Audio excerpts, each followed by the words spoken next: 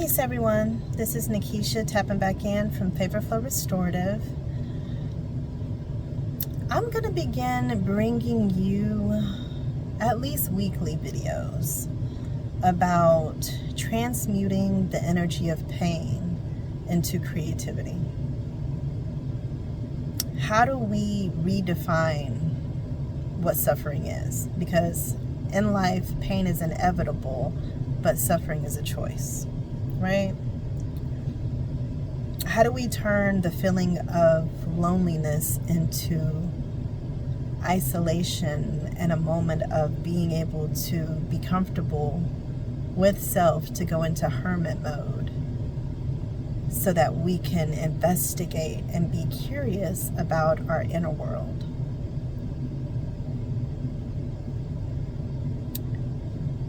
What is our method of going into ourselves? So for me as a creative, it's been art therapy, it's been music, it's definitely been dance, it's been curation of creating solutions, working in community, doing what I know needs to be done in a very creative way. But sometimes in those spaces, and a lot of times in those spaces where we go into our inner world, we encounter what we call our shadow, or the space that we don't want anyone else to see. And I've been recognizing some patterns on my journey. And so I want this channel to be a space for vulnerability about some of those shadow aspects, and just sharing some of my own experiences with those aspects. So, first for me, I believe in self-awareness. So, as I was recognizing a lot of what my experiences were, it made me check into my body, because my body, I'm a very, very sensitive spirit. I can feel everything. And I needed to gain clarity on whether the experiences and the moments that I was experiencing were mine, or was it energy that I had attached myself to, or allowed to attach to me. So I feel like isolation and loneliness allows us to tap into what is our own and what is truly not ours, but that we can still feel. Because those that we love, sometimes we can love so much and so hard and be so attached that we inadvertently feel what they feel. Sometimes we take on energetic blows for them out of love.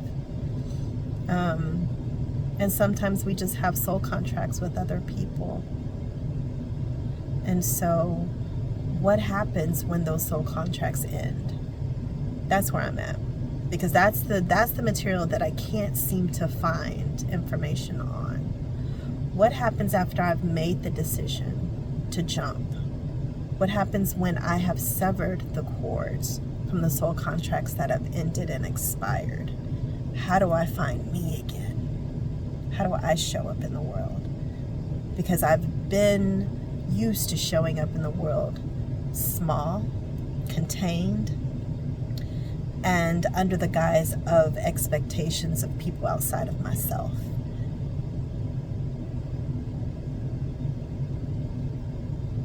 So clarity. So one of the ways that I created clarity was through writing a speech. And it's called Transforming to Become Transformative. And for me, saying that speech in front of people was my commitment and my vow for transformation. And after I delivered that speech, transformation happened quickly. So a part of this is also recognizing that there's a lot of power in our thoughts and in what we say. So how do we gain clarity on what we are saying? Is what we're saying to ourselves in the conversations that we're having with ourselves, is it propelling us forward, or is it keeping us stuck? Is it pushing us backwards? You're the first one to hear what you have to say. Here recently, I created artwork. And I'm simply gonna just take a moment just to describe the piece of artwork that I created to provide clarity for myself. So I created a body of water. And I had an attached cord from that body of water, surrounded by grass, to my parents. And my parents had orange and red coming from their loins, to which I drew a cord into 7 different loops representing the 7 main chakra centers. And the reason why I drew that, after looking back at it, it was the honoring and recognition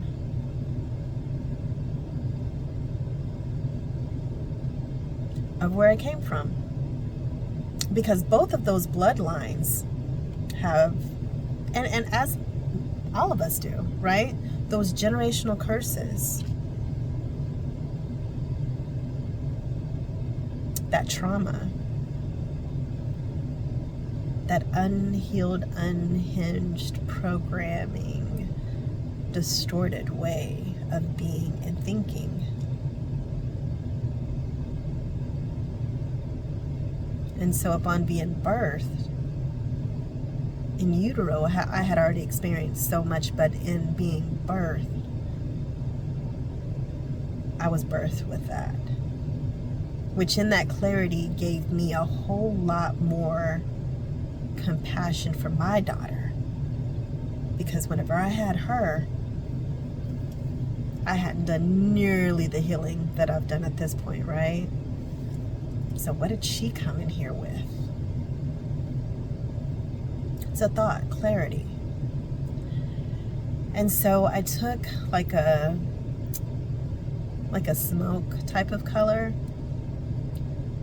and I went through and just closed my eyes and just allowed myself just to free color.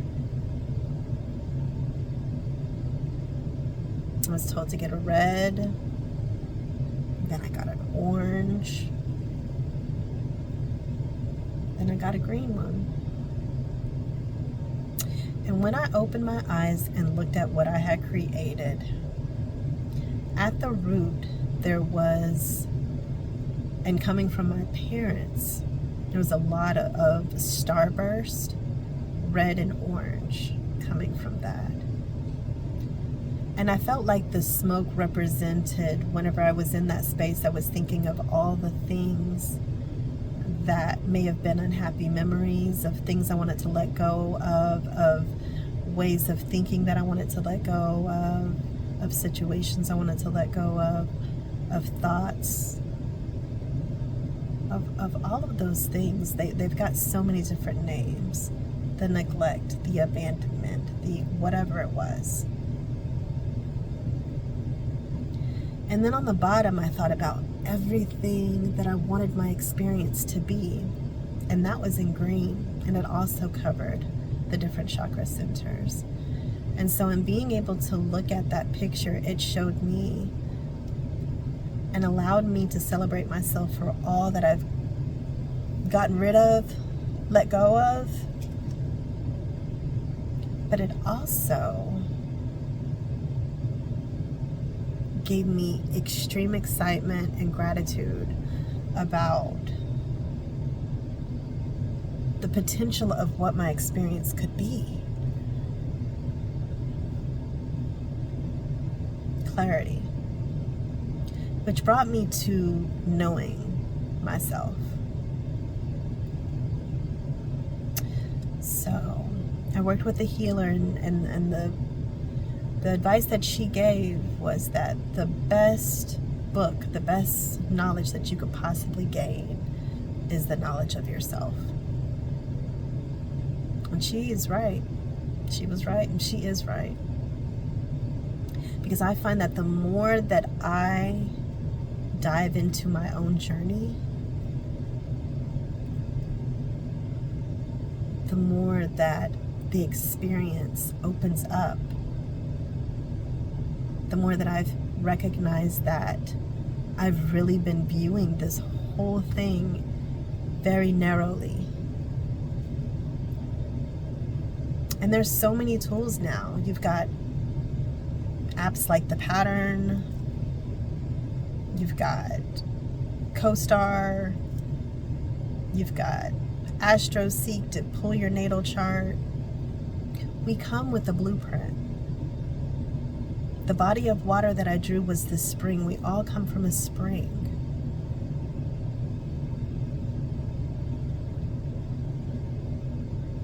And so from that spring, we come here, we get here with our own knowing as to what it is that we are to do. What is our purpose? What are we here to do? The Earth is a healing planet. And so when we neglect to know ourselves and base our lives based on what society or somebody outside of ourselves wants for us, we are neglecting the full potential and opportunity to show up as ourselves, because our lives are not our own. Our lives are connected to other souls. And I have neglected to come on and talk about a lot of this stuff, even though I was led to, because, well, guess I was just being disobedient. But at the same time, not recognizing that maybe something that I say may help somebody else. So who am I to step in the way of that? So if this video is resonating, fantastic. If not, there's plenty to watch. There's plenty of information and videos. But I'm grateful you're here. For those that are here, please like, share, subscribe. So, knowing yourself. My advice is to look into your natal chart, learn planets, learn about the houses, learn about your different aspects, learn about how it correlates with what is going on in the sky now. Find the patterns in it. And then as you're finding patterns, find shadow patterns of things that keep happening over and over that you no longer want to have in your experience. Find light patterns of things that you want to continue to be in your experience.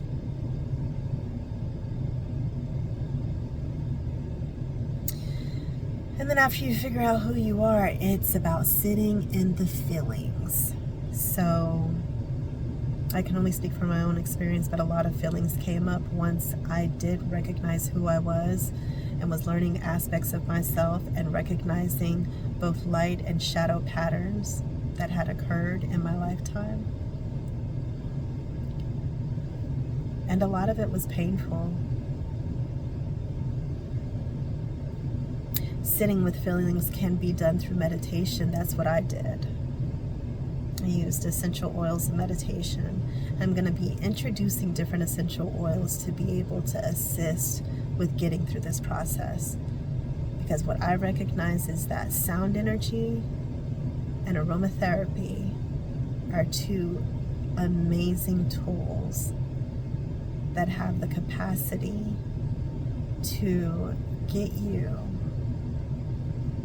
into a different vibration very, very quickly. Makes you feel very good. And so we'll talk more about that. But what I feel like the conversation hasn't been is when I meditate, and I haven't meditated for a long time. I have, but I'm just saying case in point. The first things to come up are all of the emergencies that your bodies have been sending that you haven't been paying attention to because you have not meditated. Or if you not found that focus to be able to focus in, do a body scan, listen to what your energetic bodies are saying to you.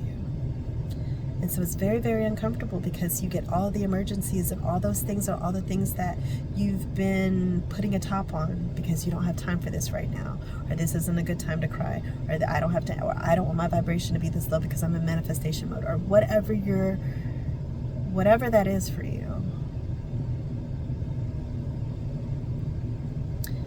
Please take time to sit with your feelings, because what I've learned is that whether you know it or not, other people feel them too.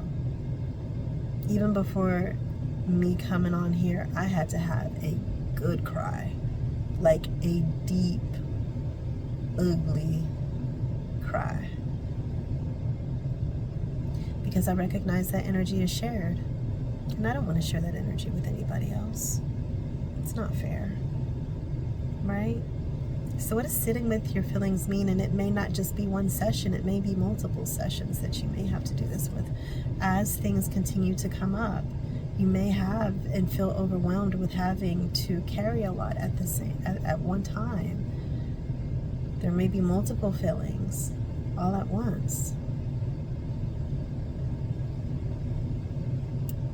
But give yourself time, love on yourself enough to, and the people around you, love on them enough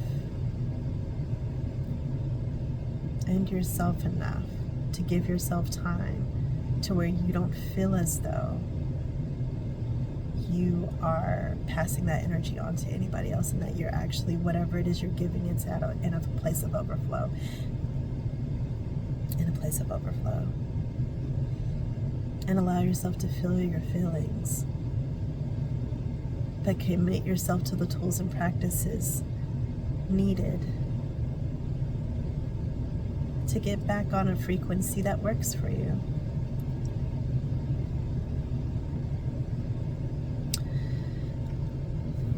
The next point is observing people, places, and things. So I hear a lot, there's levels to this. This is chess, this ain't checkers, right? So me narrowly being in my own existence didn't allow for me to recognize the patterns of how I felt in my body around specific people, doing specific things, being in specific places.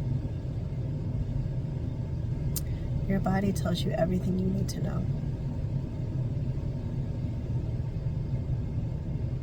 When you walk away from a person, or even when you're in their presence, pay attention to what your body does. How do you feel?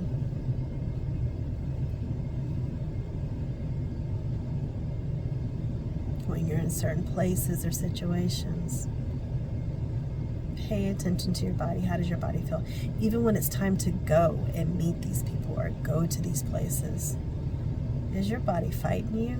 Because there's a thin line between feeling resistance because this is something that you're supposed to do, and you're getting resistance because it's going to be a breakthrough. And sometimes that situation is very difficult from a situation that just isn't in your greatest timeline or good, and your body's trying to tell you, alert, alert, this doesn't feel safe. But then, looking at it in a different aspect,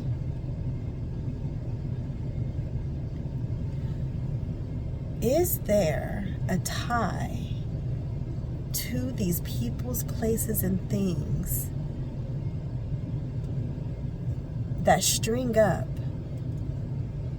to an unhealed inner child in you?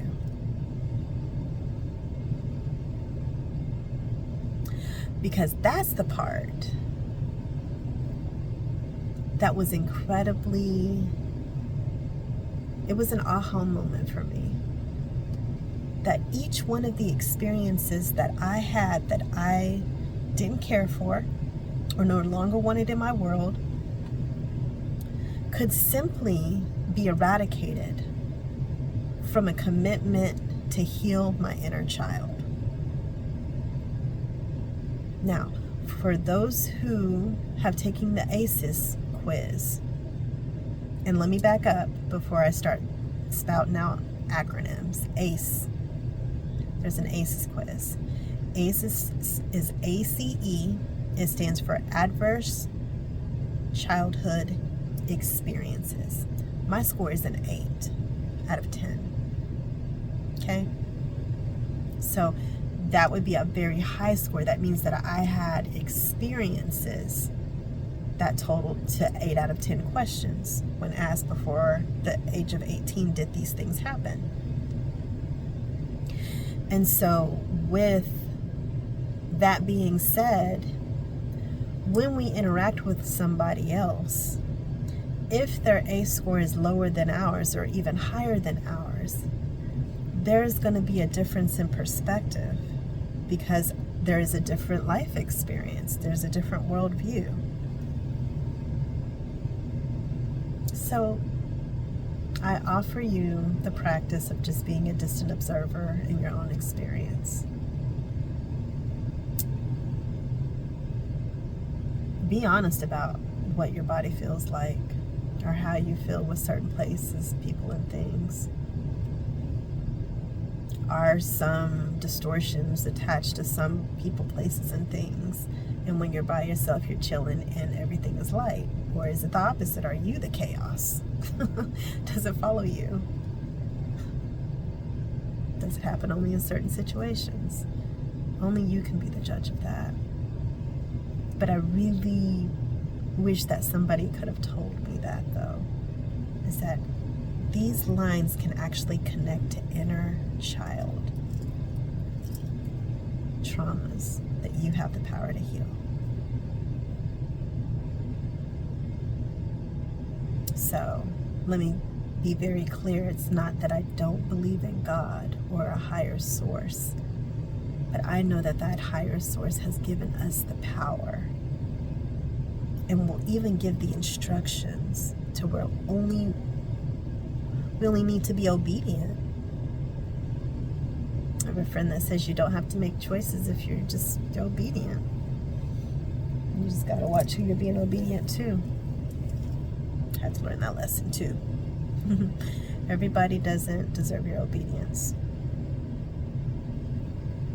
And so the last step is sitting outside of the current situation and within yourself understanding why it exists, why it's there. And when you see it, taking accountability. This is an inside job. There's nothing else outside of you. And what I want to say in this moment is even like all of what I've experienced, it was supposed to be experienced. All the players, all the places, all the situations, like they are a part of what was supposed to happen in my life for me to be where I am now. And I am so grateful because I had some great players. Like it's almost like life being a theater. And there's different main characters.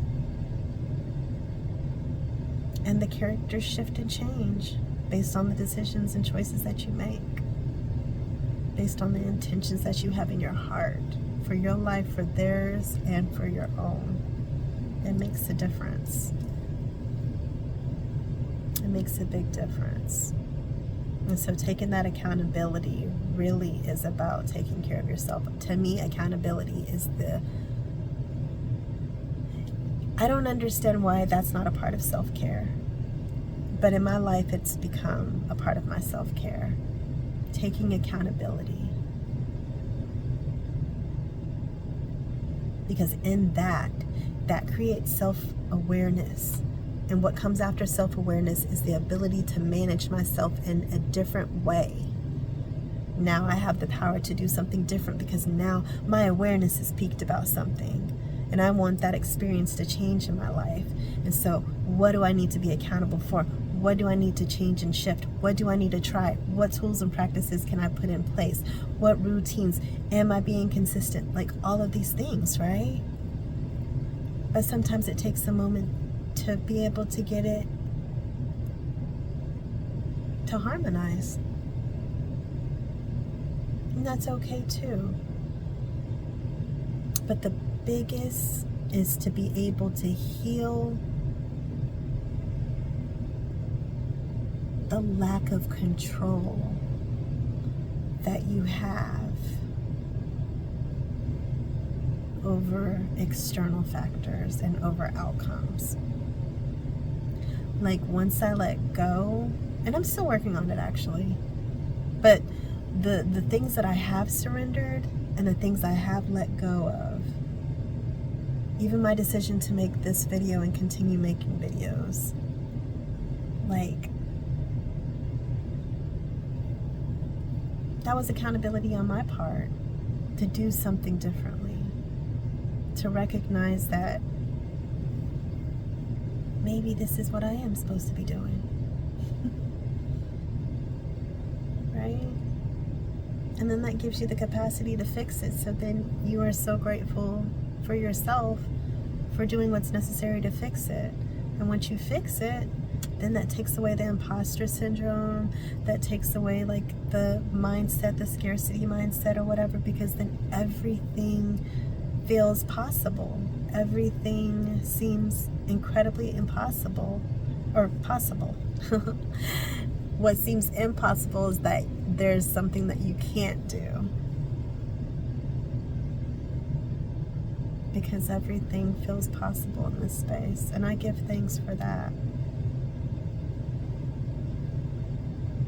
I give thanks for that.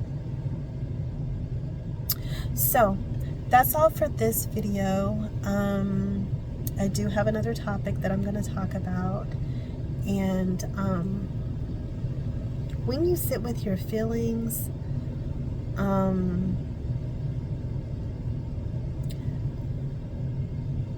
a lot of times it's tied to forgiveness. And so I just created a forgiveness meditation. I'll put it down in the information so that you can check that out. And I invite you to check that out, about forgiveness, doing that meditation. I have to check myself several times a week on the forgiveness tip, whether it's forgiveness of others or forgiveness of myself. Mostly myself, just forgiving myself. Because this work is not for the faint of heart. It really takes heart and strength to dig down in those dark places, pull it out, and be willing to do the work that's necessary to be a better person for yourself first, so that you can move and overflow and flow in general and be a beautiful light and sometimes darkness to this world. I've recognized who I am and that I'm not for everybody, but who I am for is me.